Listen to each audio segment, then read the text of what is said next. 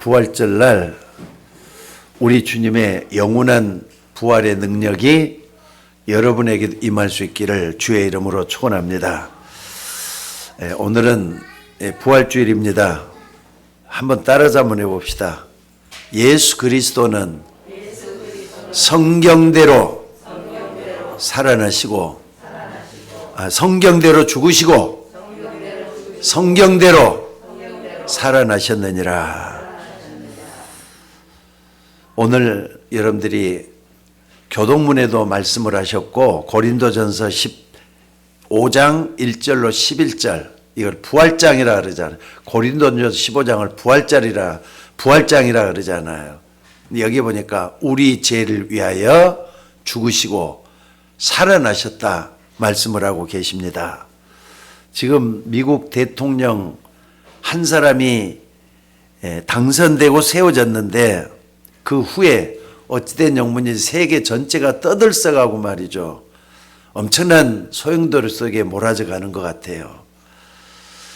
전 세계가 전쟁의 소용돌이 속에서 기름값이 이제는 리터당 1200, 1300원 했던 게 2000원 가까이 그냥 폭등을 해버렸습니다. 게다가 물가는 말이죠. 천정부지로 올라가 가지고 이제 밥 한 끼 먹는 것도 생각하고 먹을 정도로 엄청나게 변화의 역사가 일어나는 것 같습니다. 뭐 대통령이 잘 됐다 안 됐다 하기 전에 말이죠. 어찌됐든지 간에 전 세계가 이런 와중에 우리가 지금 부활절을 맞고 있는 거예요.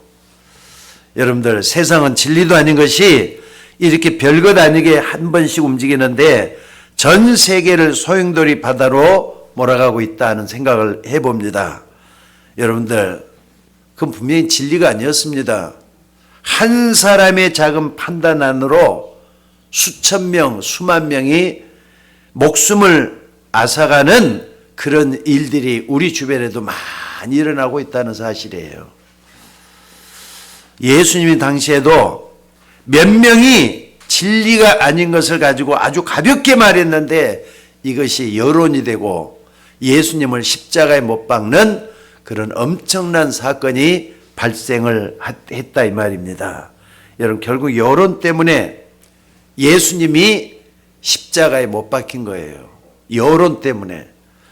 재판장이었던 빌라도 총독이 예수님은 분명히 죄가 없다고 했는데도 불구하고 유대인들은 말이죠. 예수님을 십자가에 못 박으래요. 나중에는 흉악한 강도 한 명하고 예수님 중에 누구를 풀어주겠느냐 했을 때 유대인들은 한결같이 말이죠. 저 예수를 십자가에 못 박으소서, 저 예수를 십자가에 못 박으소서 하면서 예수님을 십자가에까지 몰아갔던 것을 우리는 성경을 통해서 보고 있습니다. 지구상 최초로 아무 죄 없는 사람이 흉악범을 다루는 십자가에서 처형을 당한 것입니다. 여러분들 세상 만만하게 봐서는 안 될 때예요. 할 수만 있으면은 저 사람 것을 내 걸로 만들려고 그래요. 할 수만 있으면은 세상이 말이죠. 우리를 흔들어 놔요. 조롱을 해요.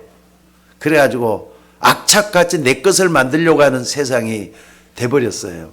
이기적이잖아요. 너무 이기적이다 생각이 들어요. 여러분들 이 세상은 누군가가 조종하고 있다 생각 안 듭니까? 나는 예수님이 너무나도 이 부분은 말이죠. 명확하게 지적을 하신 것 같아요. 자, 따라서 한번 해봅시다. 이 세상 임금이 쫓겨나겠음이니라. 예수님이 오시면은 세상 임금은 쫓겨나게 돼 있어요. 여러분 이거 정말 붙잡으셔야 돼요. 악하고 아무것도 아닌 것이 세상을 움직여 나가는 세상이라 이 말이에요. 근데 그 예수님은 이 존재를 갖다가 세상 임금이라 그랬어요. 그러니까 여러분들 우리가 예수님을 믿는데 정말로 기억을 해야 될 것은요. 반대편도 볼 수 있는 눈이 열려져야 돼요. 그게 흑암입니다. 그게 마귀라고도 하고 사단이라고 하는 온 천하를 깨는 자입니다. 이걸 볼 수 있는 눈이 열려져야 돼. 이건 못 보면은요, 여러분들 아무리 우리가 이 세상에서 성공 같아도 마지막에는 지옥 가게 돼갖고 있는 게 인간들이에요. 그래서 유대인들이 로마의 속국이 되어 있으니까 로마 빼복에서 예수님을 채용한 겁니다. 중대나되는 부대가 말이죠, 무덤 주위를 지키고 있었다 그랬어요. 예수님 무덤 주위를, 아리마대 요셉의 무덤이잖아요. 근데 그 무덤에 예수님이 장사 지냈는데 그 무덤에 로마 군인들하고 유대인 몇 명이 지키고 있었다 그랬어요. 그런데 사람들이 도대체 말이죠, 예수님이 평소에 했던 말들을 사람들은 잘 기억을 하려고 하질 않아요. 이게 문제입니다. 여러분들 조금 성경을 좀 보는 사람이라면요, 신약 성경을 볼 때 빨간색으로 돼갖고 있는 글자가 나와요. 그건 전부 다 누가 한 말이라고요? 예수님이 하신 말씀들이에요. 그거 가볍게 봐서는 안 돼요. 적어도 예수님 말씀은 하나님 말씀이잖아요. 하나님이 이렇게 말씀했다 그러면 100% 믿으셔야 돼요. 그게 지혜로운 판단이고 지혜로운 행동이 될 줄로 믿습니다. 자, 근데 평소에 그렇게 중요하게 말씀했던 것들을 사람들은 말이죠, 안 믿어요. 안 믿어. 예수님이 십자가에 못 박히고 장사된 지 사흘째 되던 새벽이었습니다. 성경 기록에 하면은 그 예수님의 무덤, 그 아리마대 무덤이잖아요. 그 아리마대가 죽으면은 장사 지내야 되겠다 해가지고 아마 후손들이 그랬는지 아리마대가 된지 몰라도 무덤을 써놨던 데예요. 근데 거기에 아리마대 요셉이 내 무덤에 예수님을 장사 지내야 된다 해가지고 선처를 해서 예수님이 갔던 그 무덤이에요. 근데 그 무덤에서 어떤 일이 생겼다 그랬습니까? 빛이 새어났다 그랬어요. 빛이 그 속에서 새어나왔다 그랬어요. 해가 뜨기 전이기 때문에 아직도 깜깜한데 거기서 빛이 나오고 돌문이 열면서 예수님이 걸어 나왔다 이 말이에요. 여러분들은 고분도 말이죠, 횡고분 있고 측고문 있고 그러잖아요. 유대인들은 지금처럼 매장을 하는 게 아니에요. 매장을 하는 게 아니라 바로 이렇게 돼 갖고 있는 거기다가 돌문을 딱 해놓고 돌문만 열면은 그 안에 시신이 보이게끔 해놓는 그런 구조랍니다. 근데 거기에서 빛이 새어나왔다 그랬어요. 자, 근데 예수님의 부활을 가장 먼저 목격했던 사람들은 제자들이 아니라 군인들이었어요. 그래서 마태복음 28장 41절에 보니까 뭐라고 돼 갖고 있느냐? 지키던 자들이 그를 무서워하며 떨며 죽은 사람같이 되었더라 그랬어요. 빛이 나와갖고 예수님 그 속에 나오니까 사람들이 떨면서 어떻게 했다고요? 죽은 사람같이 되었다. 성경 분명히 이렇게 기록을 해놨어요. 근데 군인들이 됐든지 간에 공무원들이 됐든지 간에 늘 의식하는 게 하나 있어요. 공무원들은 뭐라 그러느냐, 사실보다는 자꾸 문제가 더 커질까 봐 말이죠, 이걸 갖다 침소 봉대를 하는 게 아니라 자꾸 이렇게 숨기려고만 해요. 아니다랄까 숨기려고만 해요. 그래야만 자기의 말이 일들이 줄어들 수가 있고 이게 크게 되면 자기 책임을 져야 되기 때문에 그런 일이 생기는 거잖아요. 큰일 났다면서 보고를 했어요.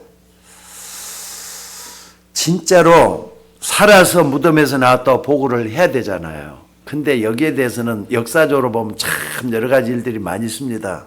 부활 때마다 한 번씩은 우리가 생각해 보고 있는데, 여러분들 쉬쉬한 것이 어떻게 되느냐? 아니야. 예수님이 살아났다. 그걸 숨겨야 돼. 이렇게 됐단 말이에요.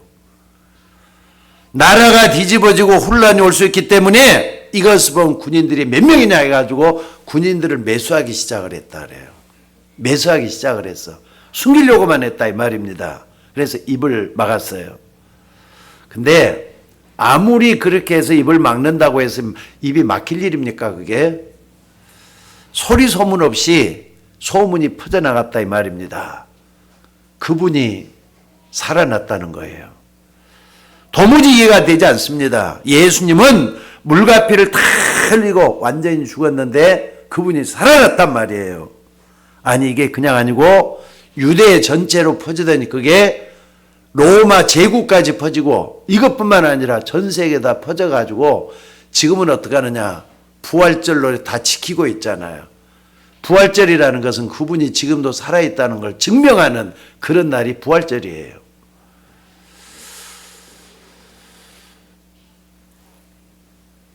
이때 가장 당황했던 사람이 누구겠습니까? 로마 사람들하고 유대인들이에요. 로마 사람들, 유대인들이 당황을 해요. 그러니까 진짜로 살아난다든지 살아났구나 이렇게 생각을 했으면 좋을 텐데 이걸 감추려고 했다 그랬잖아요. 그러니까 뭐 어떻게 하느냐? 거짓말을 계속 누렇게 시작을 하는 거예요. 만들어낸 거짓말이 세 가지가 있어요. 그게 뭐냐? 부활절만 되면은 내가 항상 얘기를 하고 지나가요. 근데 뭐라 그러냐면요. 아니, 원래는 죽지 않았는데 자꾸 헛것이 보인다. 헛것이 보인다 해가지고 헛된 것이다 해가지고 환상설을 만들어냈어요. 예수님이 부활한 사실은 환상설이다 이거예요. 그러니까 사람들이 이걸 갖다가 그렇게 거짓말하면 안 된다는 식으로 해갖고 환상설을 만들어냈어요. 근데 여러분들 그래서 무덤에 가보니까 어때요? 빈 무덤이잖아요. 예수님이 흔적이 없어요. 그러면 거기에 뭐가 있느냐? 십자가에서 죽은 예수의 시체는 천으로 싸는데 그 싼 천은 그대로 있는데 몸만 빠져나갔단 말이에요. 싼 천은 그대로 있는데 몸만 빠져나갔어. 그러니까 사람들이 뭐라 그러느냐? 아, 이건 예수님의 제자들이 와가지고 훔쳐갔다 해가지고 도난설을 또 얘기를 했어요. 예수님의 시체를 제자들이 훔쳐갔다 이렇게 도난설을 얘기했어요. 근데 그것도 여기저기서 예수님 막 나타나기 시작하시잖아요. 부활하셔서 엠마에 가는 제자들에게 나타나고 500리 형제에게도 나타나고 그러니까 이게 숨길 수가 없잖아요. 그래서 뭐라 그러냐? 아, 분명히 예수님이 살아나긴 살아나 계시는데 우리가 할 때는 분명히 죽었다. 기절을 했다. 이래가 기절을 또 얘기를 하기 시작해요. 그러니까 환상설, 또 도난설, 또 그다음에 뭡니까? 기절설 이런 얘기들이 허다하게 퍼져나가기 시작을 한 것이 역사 속에도 그게 나옵니다. 자, 여러분들 이런 거짓말은 오래가지를 못합니다. 부활하신 그리스도께서 중요한 대로 나타나셔서 메시아로서 일을 계속 하셨고요. 맨 마지막에는 만삭되지 못하여 난 자 같은 나에게도 나타났다. 누굽니까? 사도 바울에게도 나타났단 말이에요. 바울은 원래 예수님이 부활과 십자가를 직접 본 사람들이 아니에요. 근데 바울에게도 나타나셔서 참으로 이제 바울도 말이죠. 이 고린도전 15장은 누가 쓴 겁니까? 바울이 썼잖아요. 그렇게 주장을 하고 나왔다 이 말입니다. 솔직히 말해서 한두 명한테는요 거짓말 할 수가 있어요. 500여 형제에게도 나타났다. 한꺼번에 나타났단 말이에요. 어떻게 그걸 거짓말이라 할 수가 있겠습니까? 여러분 이후에 어찌됐든 유대인과 로마 군인들이 거짓말한다고 해도 분명히 한계가 있을 수밖에 없는 줄로 믿습니다. 자, 어찌됐든 환상설, 도난설, 그리고 기절설 다들 이렇게 여러 가지 거짓말을 해내도 거꾸로 한번 생각을 해봐요. 거꾸로. 환상설이 있다면 뭔가 있었다는 말이잖아요. 도난설 분명히 있었는데 누가 훔쳐갔다는 말이잖아요. 기절설, 기절했다 다시 일어났단 말이잖아요. 거꾸로 얘기해보면 무슨 말입니까? 예수님은 부활했다는 걸 증명하고 있는 거예요. 중요한 것은 이때 언제냐? 이스라엘이 가장 어려울 때입니다. 그러니까 여러분들 예수님이 33년경에 이렇게 이 땅에 떠났지만은요 한 3, 40년 지나면 어떠냐? 이스라엘이 완전히 망해갖고 이스라엘 멸망이 주 70년에 망해버려요. 그러니까는 얼마나 시대가 어렵고 힘든 그런 시대였겠습니까? 여기서 여러분들이 그냥 넘어가서 하는데 아주 중요한 문제가 하나 있어요. 그게 뭐냐? 창세기 3장 사건 이후부터 지금까지 이 땅에는 수많은 재앙들이 막 인류를 강타하고 있어요. 없었으면 좋겠다는데 재앙들이 막 들이닥친다 이 말입니다. 말세가 되면은 전쟁이 일어나고 기근이 일어나고 지진이 일어나고 재앙이 생기고 재난이 곳곳에 일어나게 될 것이다. 마태복음 24장에 말씀을 하고 있어요. 또 뿐만 아니라 디모데 후서 같은 데도 보면은요, 어떤 일이 벌어지느냐.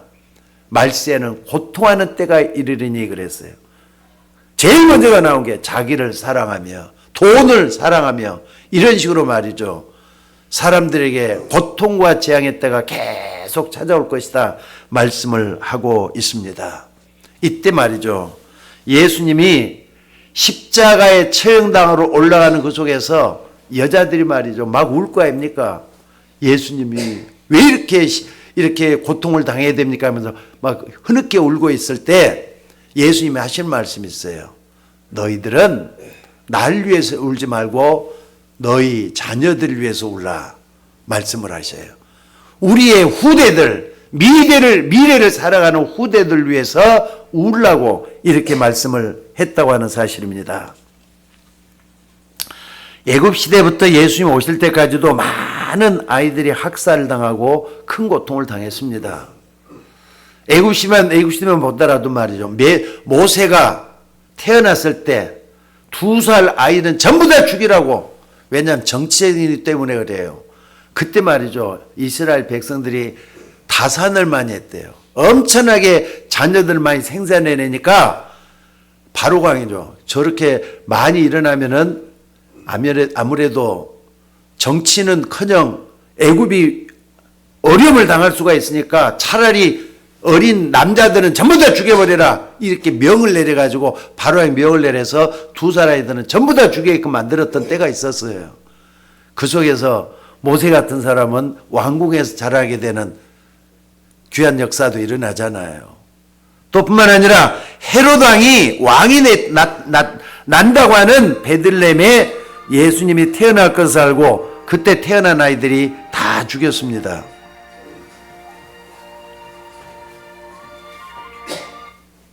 죄송합니다.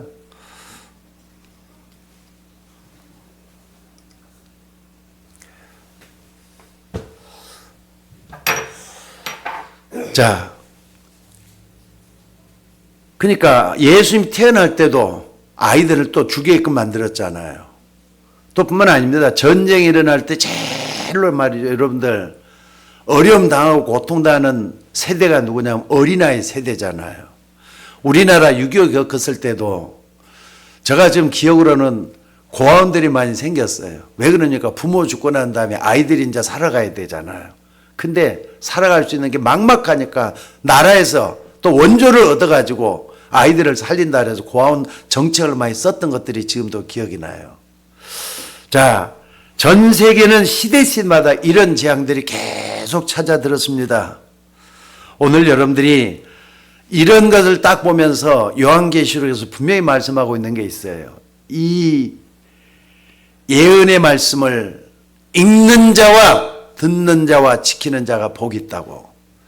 여러분들 우리는 혼란스러운 시대에서 어렵다 힘들다 안 된다 이렇게 하지만 말고 하나님의 말씀이 내 인생의 중심으로 딱 꽂혀야 돼요. 그래야만이 우리가 살 수 있는 길이 열립니다. 여러분들 앞으로도 살아가면서 뭘 해야 되느냐.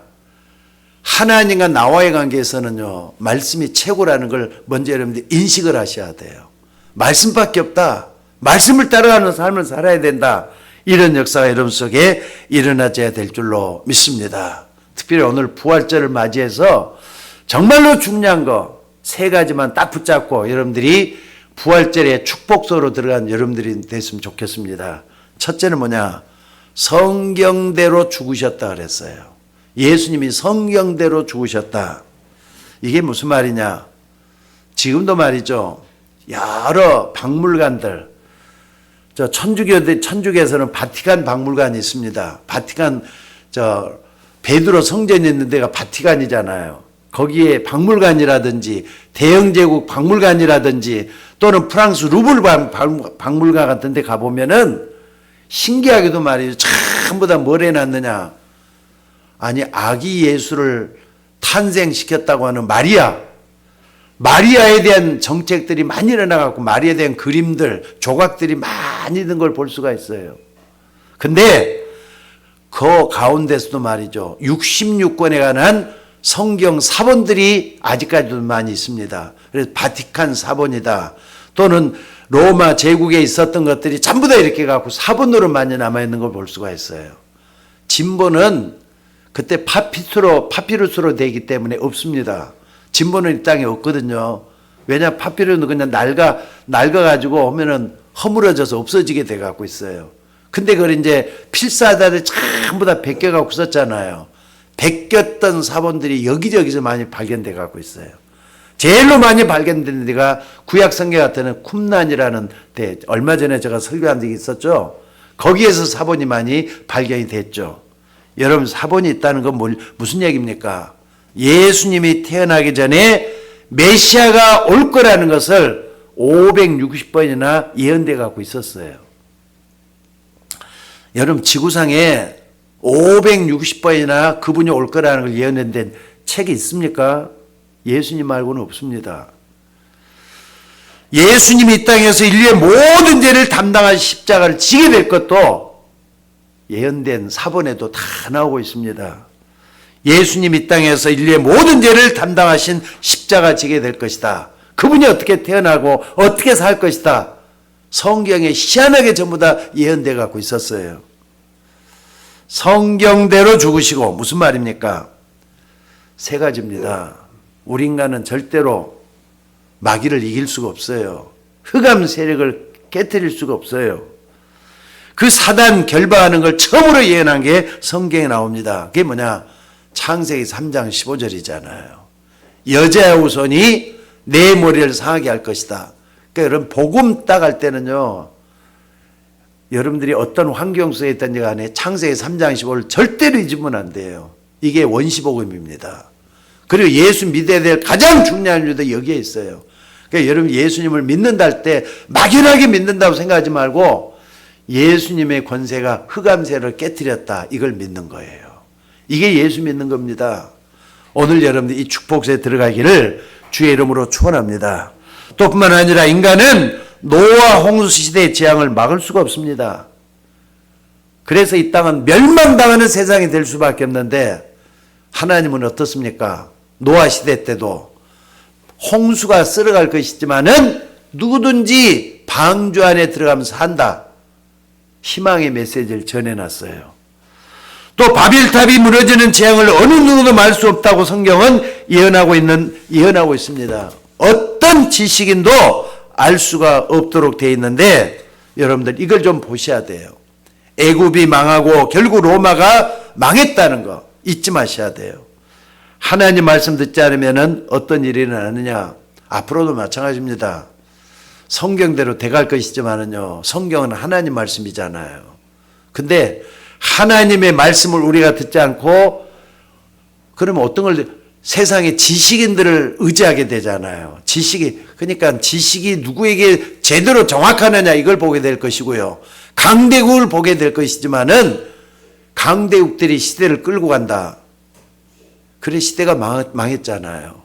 유명한 과학자들이다 또는 학자들이 어떤 이론을 만들어냈자면 그게 하나님 떠난 이론들이 얼마나 오래 갔습니까?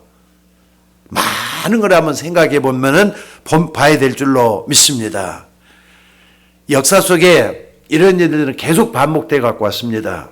여인의 후손 예수 그리스도는 인간의 가장 큰 실패를 가져다 준 사단의 권세를 깨뜨리기 위해서 십자가를 지실 것이다. 왜냐하면은 죄를 대신해서 져야 되기 때문에 예수님이 십자가 지신 거예요. 인간의 모든 죄를 십자가에서 담당하기 위해서 예수님이 십자가 지셨다, 이 말입니다. 그리고 두 번째, 성경대로 죽으시고, 이 말이 무슨 말이냐? 인간이 피할 수 없는 재앙을 하나님이 막으시는데 그것 때문에 그리스도를 보내겠다 예언했잖아요. 그러니까 여러분들 예수 믿는 이유가 뭐냐? 내게 찾아오는 재앙을 막기 위해서예요. 여러분 가정에 들어오는 재앙을 막기 위해서 예수님이 십자가에 죽으셨다는 거 잊지 말라 이 말입니다. 그렇기 때문에 교회는 누가 뭐래도 이 복음을 얘기하는 교회가 되어야 될 줄로 믿습니다. 그런데 교회가 이 복음을 얘기하지 않으니까 많은 흑암 세력들이 전 세계적으로 일어나고 있는데 세상은 아직도 재앙이 왜 일어나는지조차도 답이 안 나와요. 우리가 옛말에 참 어처구니 없고 황당한 일을 대할 때 보면은요, 뭐라 그러냐, 저 사람 아무래도 뭐가 씌었나 보다 할 때가 있잖아요. 뭐가 씌었나 보다. 이스라엘 나라가 완전히 파괴되고 제자들이, 그러니까 누굽니까? 자녀들이 말이죠, 떼거지로 죽는 전쟁이라는 재앙을 7번이나 당했습니다. 유대인들이 그렇게 당했단 말이에요. 이유가 뭐겠습니까? 하나님의 말씀을 가볍게 했기 때문에 그래요. 또 뿐만 아니라 메시아가 올 거라는 걸 안 믿었기 때문에 그래요. 지금도 유대인들은 메시아 오셨단 말 안 하고 있잖아요. 앞으로 오실 것이다 그래요. 이미 왔는데도 불구하고. 여러분 생각해 보셔요. 하나님이 흑암 세력을 못 막으시겠어요? 막을 수 있어요, 없어요? 천지만물을 창조하신 하나님이 흑암 세력을 못 막으시겠어요? 하나님은 전지전능한 하나님이시에요.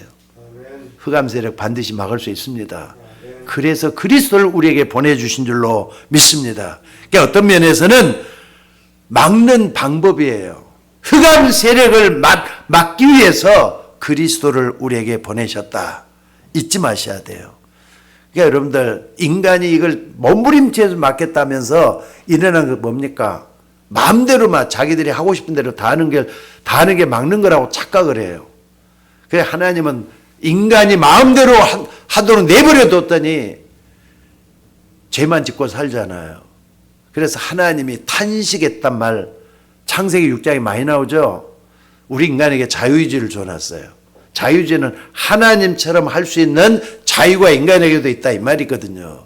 그러니까 여러분 마음대로 하고 살잖아요. 그게 위험한 거예요.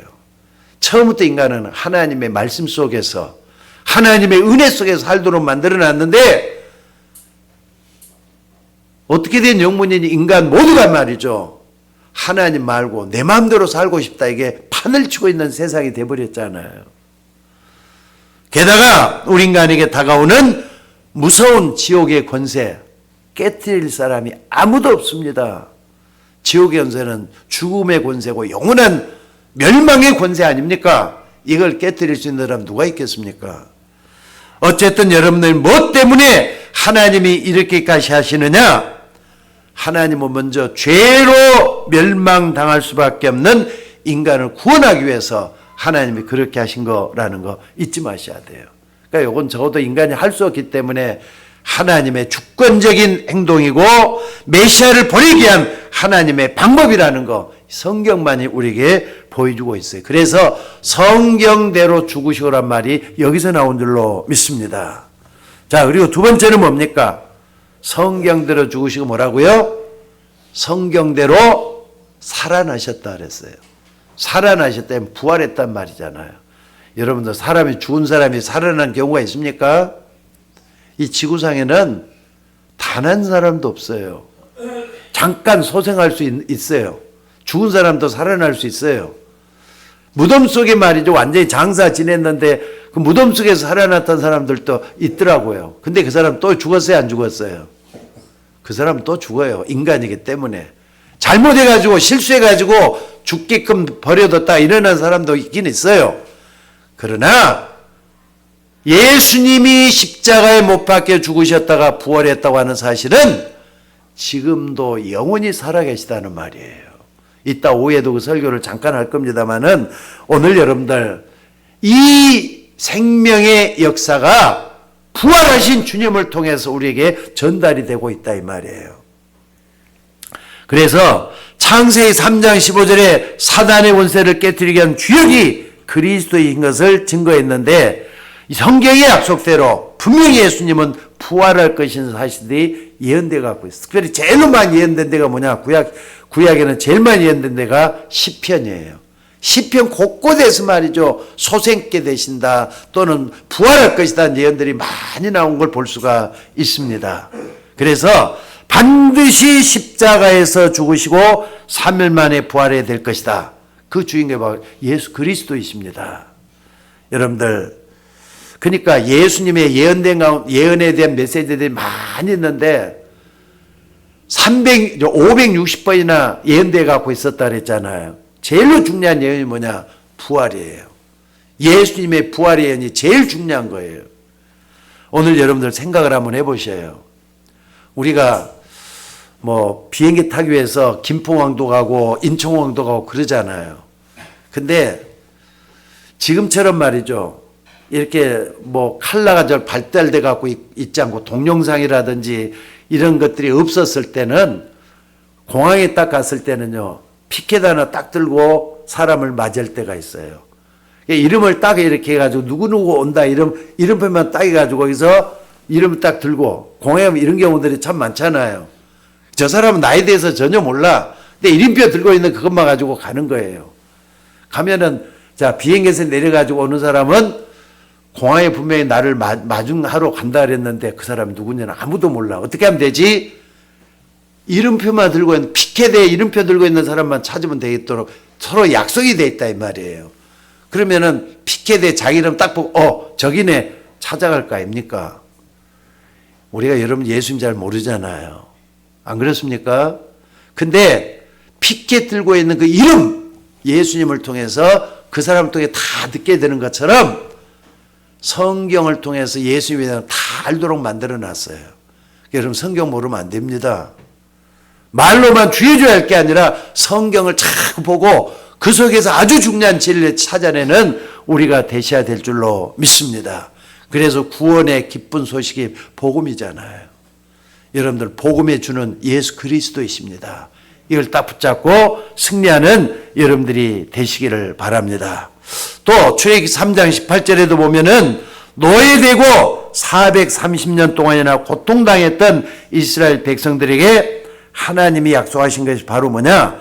너희 이스라엘 백성들은 애굽에서 나가가지고 말이죠. 3일 길쯤 나가서 피 제사를 드리라 그랬어요. 이거 뭐냐면 예언적인 메시지예요. 피 제사는 뭡니까? 예수 그리스도의 십자가의 피를 상징적으로 보여주는 사건이거든요. 예수님의 피가 왜 그렇게 더 중요하다 그랬습니까? 우리 여러분들의 피, 인간들의 피하고 예수님 피는 다르기 때문에 그런 거예요. 다시 한 말씀드립니다. 예수님의 피는 전혀 죄가 없어요. 그래서 여인의 후손으로 오신 거잖아요. 얼마나 과학적인지 몰라요. 예수님의 피는 죄가 전혀 없기 때문에 우리를 구원할 수 있는 거라고요. 그래서 피 제사 드리라 이 말은 이걸 인정하고 믿는 사람만이 피 제사를 드릴 수가 있어요. 오늘 그 축복에 들어가는 여러분들이 되시기를 바랍니다. 그러니까 희생 제사, 예수님이 날 위해서 피 흘려주신 희생의 피가 들어있는 제사가 희생 제사입니다. 또 이사야 7장 14절에 보니까 봐라 처녀가 잉태하여 아들 낳을 것이요 그 이름을 임마누엘 하리라 그랬어요. 처녀가 잉태하여 아들 것이다. 이해가 되죠? 동정녀 마리아 예수 그리스도예요. 여러분들 마리아는요 요셉 정혼한 남편이 있다 그랬어요. 정혼한 남자가 있었다 그랬어요. 근데 같이 이렇게 잠자리 한번 안 해본 요셉이에요. 근데 어떻게 아기를 가졌느냐? 자, 따라서 봅시다. 성령으로 잉태된 것이 마리아에게 나타났다. 왜 그럽니까? 죄 없이 이 땅에 오셔야 되기 때문에 하나님이 행하신 거룩한 사역이에요. 그래서 우리는 예수님을 믿을 수가 있는 거예요. 그러면은요, 부처님은 죄가 있을까요, 없을까요? 공자님은 죄가 있을까요, 없을까요? 다 죄 있잖아요. 근데 예수님은 죄가 전혀 없이 이 땅에 오시기 위해서 동정녀 마리아의 몸에서 오실 수밖에 없었다는 거 여러분들이 꼭 좀 기억할 수 있기를 바랍니다. 그래서 죄 없이 오시는 예수 그리스도는 아담의 자손이 아니어야 되기 때문에 처녀가 잉태 아들이라는 예언이 됐고, 그 예언의 완성으로 그리스도가, 다시 말해서 메시아가 그리스도로 오셨다 이 말이에요. 메시아나 그리스도 똑같은 말입니다. 메시아는 히브리어, 그리스도는 크리스토스라고 하는 헬라어, 말만 틀리지 똑같은 말이에요. 우리말로 말해 기름 부어 세운 종이란 말을 쓰고 있어요. 이제 그리스도 사역의 완성을 위해서 오신 부분으로 베드로가 고백했던 말이 뭡니까? 그래서 모든 예언의 완성은 마태복음 16장 16절에서 거의 이제 정리가 되기 시작을 해요. 주는 그리스도시요 살아계신 하나님의 아들이시니이다. 사도행전은 뭡니까? 그들이 집에 있든지 성전에 있든지 예수는 그리스도라 가르치고야 전도하기를 쉬지 아니하니라. 우리는 어떻게 믿어야 됩니까? 예수님을 그리스도라고 믿어야 되는 거예요. 맞습니까? 그러니까 여러분들이 고백할 때도 내가 믿는 예수님은 나의 주인이 되시고 나의 그리스도가 되십니다. 이걸 믿는 거예요. 그 믿는 사람은 누구든지 구원을 받게 돼 있고 하나님의 자녀가 돼가고 있는 줄로 믿습니다. 그래서 그 말씀의 성취로 예수 그리스도께서 부활하신 거란 말이에요. 그래서 오늘 여러분들이 이제 마지막으로 꼭 좀 붙잡아야 될 게 있습니다. 예수 그리스도는 성경대로 죽으시고 성경대로 살아나셨다 그랬어요. 이게 복음이 맞다면은 여러분들 어떻게 하겠습니까? 2절을 꼭 좀 기억하셔요. 너희가 만일 내가 전한 그 말을 굳게 지키고 헛되이 믿지 아니하였으면 그로 말미암아 구원을 얻으리라 그랬잖아요. 오늘 여러분들이 축복 속에 들어가시기를 주의 이름으로 축원합니다. 그러니까 예수님 당시에도 예수님이 그렇게까지 강조하면서 말씀했던 걸 안 믿었다 그랬어요. 의심했던 사람들이 많다 그랬어요. 의심하지 마셔요. 예수님이 십자가에 못 박혀 죽으시고 부활하시는 것은 영원한 진리가 되어서 우리 마음과 생각 속에 박혀야 되는 거예요. 진리는 변함이 없는 겁니다. 영원토록 지켜져야 될 아주 중요한 하나님의 말씀인 줄로 믿습니다. 그래서 여러분 이스라엘이 언약을 굳게 붙잡았을 때 어떻게 했느냐? 출애굽을 했습니다. 굳게 붙잡았을 때 출바벨론도 했고요. 출로마도 했어요. 여러분 로마가 언제 망했죠? 나는 그 오늘 아침에 다시 또 이렇게 좀 정리를 하면서 그 로마가 멸망했던 때가 언젠가에 그럼 다시 한번 이렇게 확인을 한번 해봤어요. 로마가 멸망했을 때가 나중에 말이죠. 로마가 둘로 나눠지거든요. 동로마 제국, 서로마 제국. 근데 동로마 제국이 말명했던 때가 486년도였어요. 486년도. 그리고 서로마 제국이 말명했던 때가 1454년도였어요. 이게 뭘 의미하는가 생각을 해가 딱 해보니까는요. 500년 때 그레고리 1세가 천주교를 공인을 해가지고 교황이 들어선 때가 500년 때더라고요. 나 딱 보면서 깜짝 놀래고 막 무섭더라고요. 이게 사단의 역사가 이렇게 정확했구나 하는 생각을 해요. 아니 로마 제국 멸망하면서 교황이 일어섰다니까요. 그리고 서로마 제국이 일어날 때는 이게 뭡니까? 오물루스라고 하는 마지막 제왕이 있거든요. 그건 이제는 그 뭡니까? 그 당시에 뭐가 일어났느냐? 모슬렘이 일어나가지고 로마 제국이 결국은 서로마 제국도 모슬렘에게 망해버려요. 여러분들 로마 제국이 제일 번성했을 때 그 수도가 어디인 줄 아세요? 콘스탄티노플입니다. 지금이 어디냐? 콘스탄티노플은 바로 지금 터키에 있는 이슬람, 그러니까 뭡니까? 터키에 있는 수도가 바로 콘스탄티노플이었어요. 근데 그게 어떻게 하느냐? 여러분들 기독교가 313년에 기독교를 공인하고 나서 그게 어떻게 됐느냐? 이슬람에게 완전히 뺏겨버려요. 지금은 터키가 어때서 이슬람 제국이 돼가고 있어요. 사단은 복음을 다 잃어버리게 만드는 원흉이 돼가고 있다는 걸 여러분들이 보셔야 돼요. 말씀이 좀 많이 빗나갔습니다만은 어찌됐든 여러분이야 굳게 지키고 헛되이 믿지 아니하는 여러분이 되지 않으면 안 된다는 사실이에요. 뭔만큼은 예수님이 그리스도라는 것은 절대로 믿으셔야 돼요. 그래서 그분으로 인해서 내가 힘을 얻고 구원받았으니까 참으로 하나님을 살다가 가는 우리가 되셔야 될 줄로 믿습니다.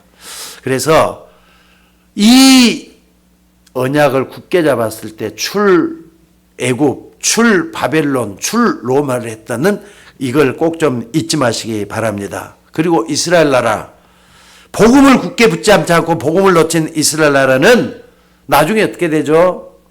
23개 전 세계로 다 흩어지기 시작을 해요. 23개 나라로 다 흩어져 버린다니까요.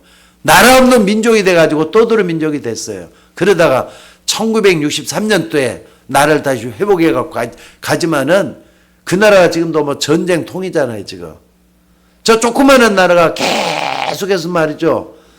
이란이 지금 페르시아라는 걸 알고 있죠. 그 옛날 바빌론 제국이 있었던 페르시아를 저렇게 말이죠. 치고받고 하는 그런 전쟁통에 들어가고 있다는 걸 볼 수가 있습니다.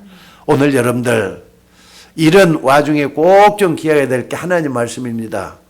고린도서 4장 4절에 보니까 그 중에 이 세상 신이 믿지 않는 자의 마음을 혼미케서 그리스도의 영광의 복음의 강체를 비치지 못하게 하고 있다.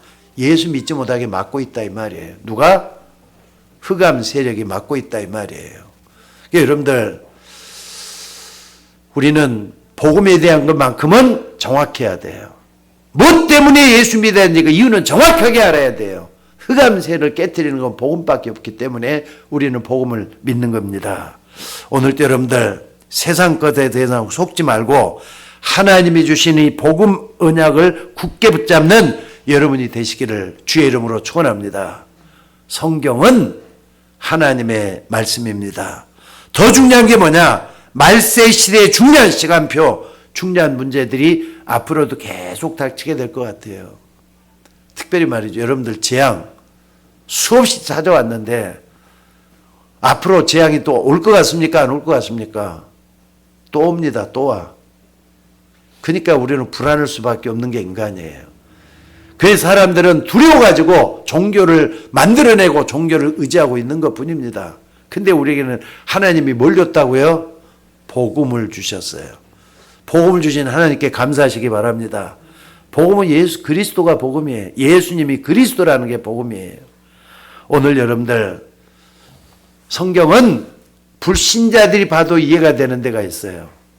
다 똑같은 말인데 도둑질하지 말라, 거짓 증거하지 말라 이런 말들은 불신자 다 좋아하는 말이잖아요. 근데 신자만이 이해되는 말이 있어요. 피, 제사 이런 것은요 신자만이 이해가 돼요. 하나님의 택한 사람만이 이해가 돼요. 예수 믿어야 구원받는다. 신자만이 이해되는 말이에요. 근데 여러분 그걸 믿게 됐잖아요. 얼마나 감사합니까? 초대교회가 지난주에도 그런 얘기를 했습니다. 초대가 성찬식을 하니까 로마 사람들이 뭐라 그랬느냐. 그것도 말이죠. 컴컴한 지하 묘지 같은 데서 성찬식을 하니까 저 사람들이 어두컴컴한 데는 뭐 하는 거야? 아니 식인 풍습을 아니 사람들을 죽여가지고 사람을 먹는단 말이야? 이런 얘기들이 많이 나오고 그랬어요. 그러니까 사람들이 뭘 모르느냐. 피제사에 대한 것을 하면은요 이상하게 생각을 해요.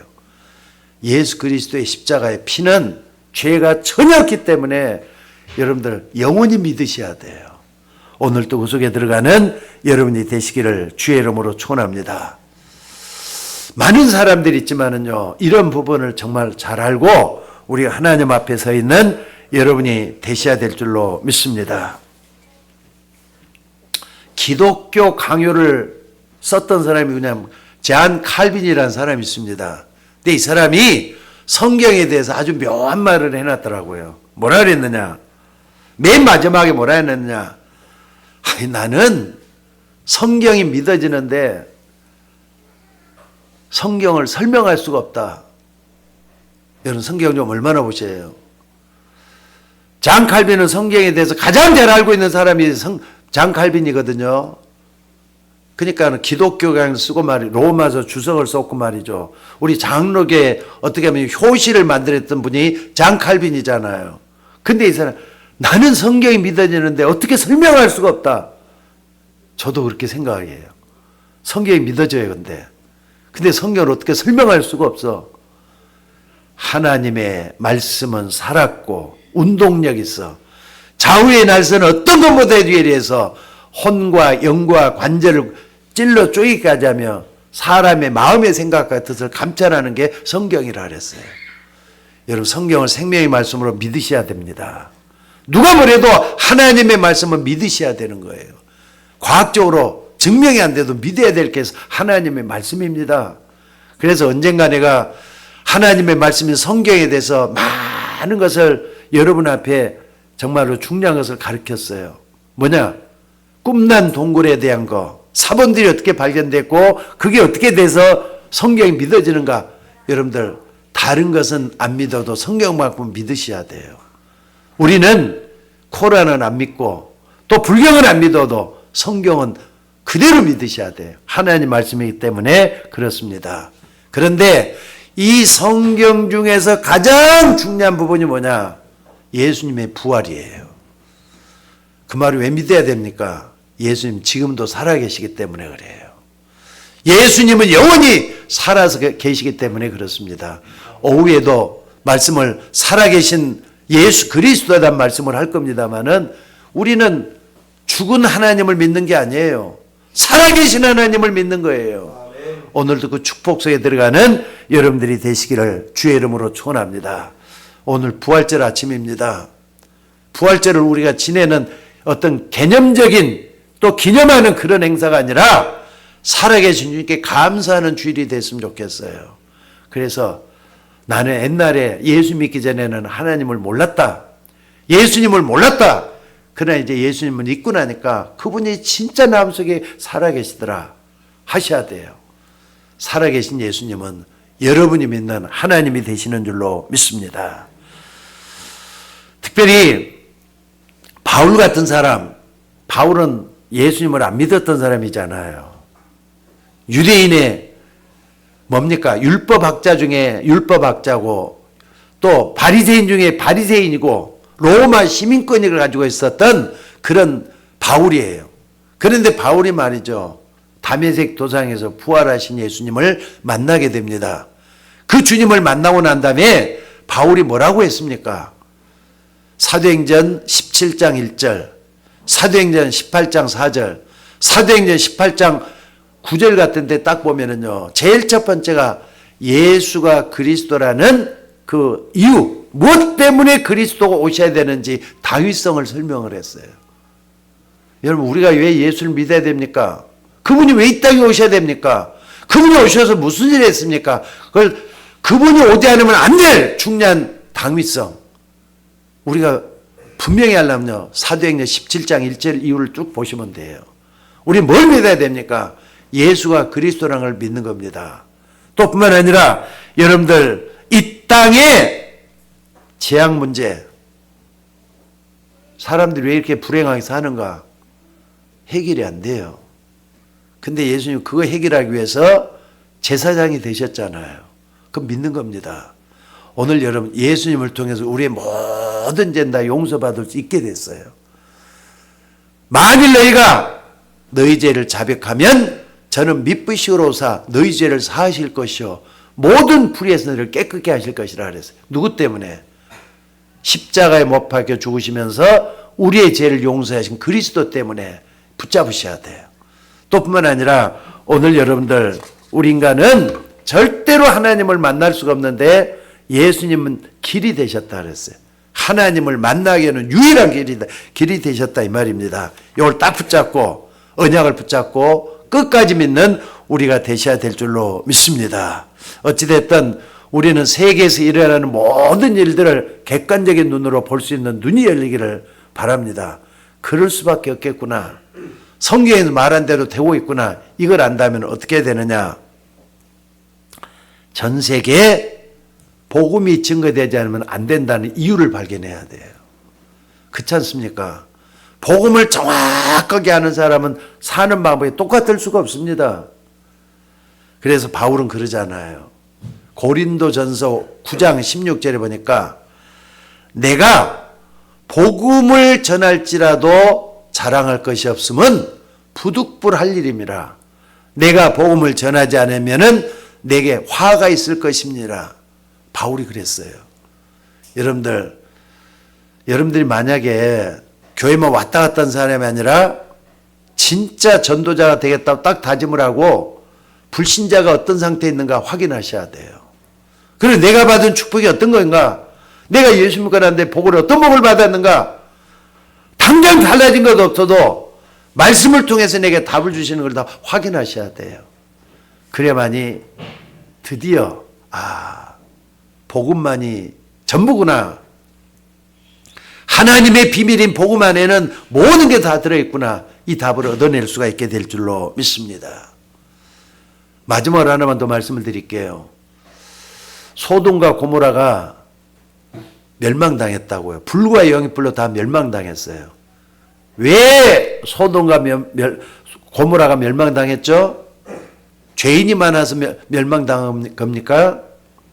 성경은 그렇게 얘기하고 있질 않아요. 의인 10명이 없어서 멸망당했다 그랬어요. 만약에 그 중에 10명만 있더라도 내가 멸하지 않겠다 그랬는데 그 10명이 없어서 멸망당한 거예요. 우리에게도 마찬가지입니다. 예수 믿는 사람들도 마찬가지입니다. 참된 의인을 주님이 지금 바라보고 계신다고요.